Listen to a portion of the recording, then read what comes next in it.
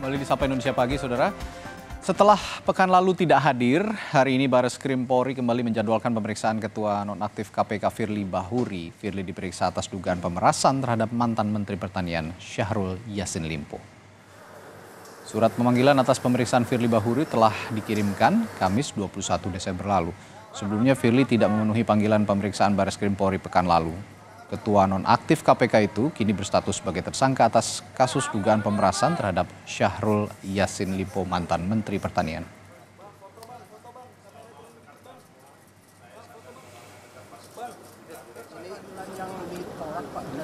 Sebelumnya Kapolda Metro Jaya Irjen Karyoto mengatakan telah menyiapkan surat penjemputan paksa hingga penangkapan terhadap Firly Bahuri. Langkah ini disiapkan jika Purnawirawan Polri Bintang 3 itu tidak kooperatif dalam pemeriksaan sebagai tersangka. Hari ini kita lampirkan melayangkan kembali panggilan kedua berikut, sudah disiapkan surat perintah membawa. Ya, kalau itu nggak diindahkan ya pasti kita keluarkan surat perintah menangkap. Proses berlanjut. Insya Allah dari awal saya selalu hati-hati. Saya ingatkan kepada penyidik untuk profesional. Bukan karena intervensi dari saya, mereka udah ada sistem. Selain agenda pemeriksaan Firly Bahuri oleh Bareskrim Polri, hari ini Dewan Pengawas KPK akan membacakan putusan sidang kode etik terhadap Firly Bahuri.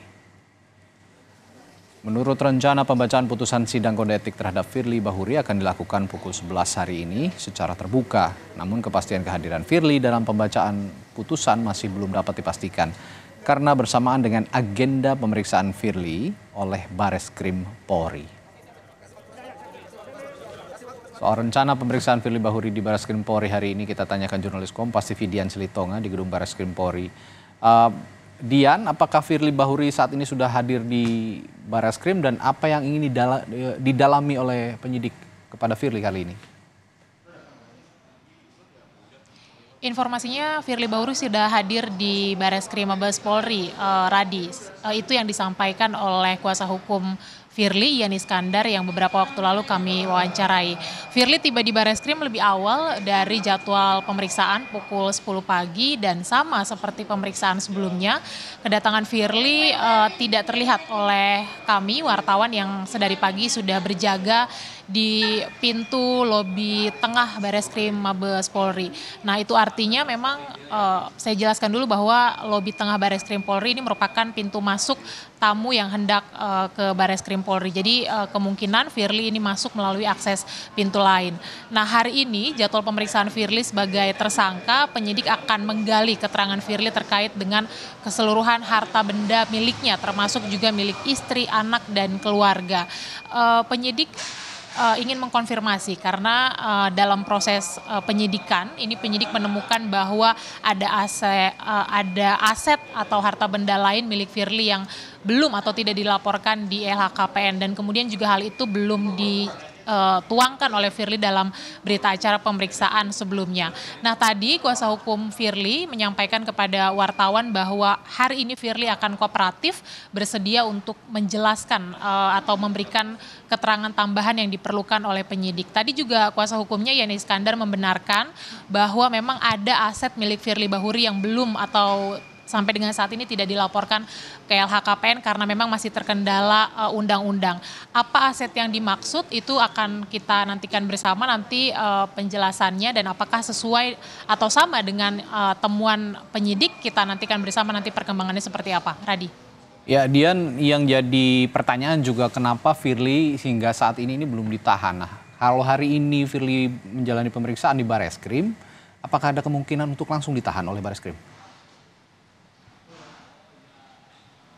Betul, Radi, potensi ditahan tentu ada, apalagi kalau tadinya Firly mangkir. Tapi faktanya sesuai dengan pernyataan kuasa hukum bahwa hari ini Firly hadir memenuhi pemeriksaan sebagai tersangka untuk ketiga kalinya. Tetapi sekali lagi potensi ditahan tetap ada, mengingat memang kalau kita melihat ancaman hukuman pidana terhadap Firly Bahuri sesuai dengan pasal yang disangkakan ini berlapis pasalnya, Radi. Kita tahu ada pasal gratifikasi, pasal pemerasan, dan juga pasal tindak pidana korupsi. Nah, ancaman hukumannya adalah pidana penjara seumur hidup di atas 5 tahun.